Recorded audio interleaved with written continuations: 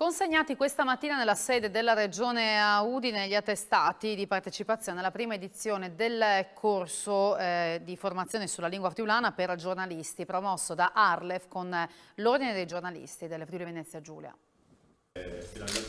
Successo per la prima edizione del percorso formativo organizzato da Arlef insieme all'Ordine dei giornalisti del Friuli Venezia Giulia. Sono una ventina i professionisti che hanno preso parte al corso di Marilenghe. Questa mattina nella sede udinese della regione hanno ritirato l'attestato di partecipazione. È un risultato veramente importante che va avvio di un impegno proprio anche dalla regione, perché riguarda la formazione professionale sia dai giornalisti ma poi di invio di inchiesta tanti altri settori, e che è una soddisfazione proprio perché vi ho detto un grande impegno dalla stampa sul Furlan, vuol dire anche che si vota con una certa richiesta di banda della popolazione, ma anche dall'Università di Udine, dalla regione stessa, ma anche di enti privati, che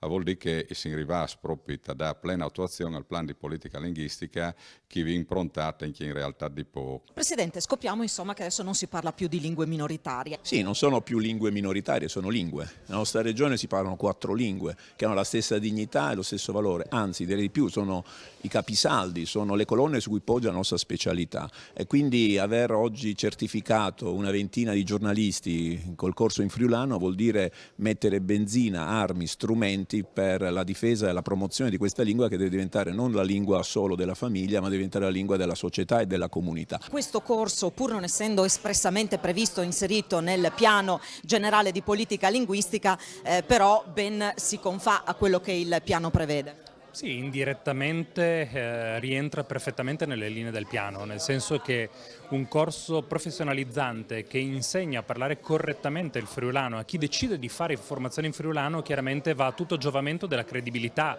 del giornalista che deve parlare in TV o scrivere su un giornale, e quando c'è quella credibilità ovviamente aumentano anche i lettori, aumentano gli ascoltatori e quindi aumentano il numero di cittadini del Friuli Venezia Giulia che sentono e si informano in friulano, e questo è uno degli obiettivi. Ordine dei giornalisti quindi subito al fianco dell'Arlef e della Regione per sostenere questo corso. Assolutamente, abbiamo pensato proprio di fronte alle tutele dello Stato e della Regione che anche l'Ordine dei giornalisti, che è un ente pubblico, dovesse fare la sua parte, quindi abbiamo aderito immediatamente all'invito dell'Arlef e quindi una collaborazione in tal senso, perché è giusto mettere i colleghi nelle condizioni di parlare e scrivere in maniera corretta la Marilenghe.